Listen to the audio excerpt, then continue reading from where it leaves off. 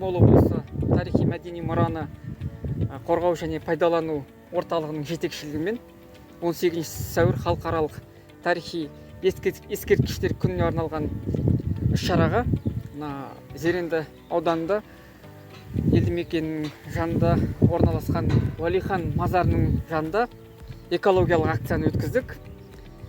Осы орта жүздің ханы болған 1881-ден 1781-1821 жылы аралығында 40 жыл бойы осы жерде 40 жыл хандық құрған Уәлиханның мазарында тазалау акцияларын жүргіздік. Осы акцияға Аманат партиясынан жергілікті әкімдік қызметкерлері, еріктілер қатысып, осы игі іс-шараны жүргіздік.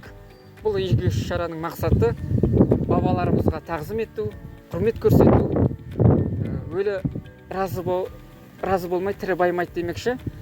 Сол үлкен биік мақсатта осындай тарихи жерге келіп тазалау жұмыстарын атқардық.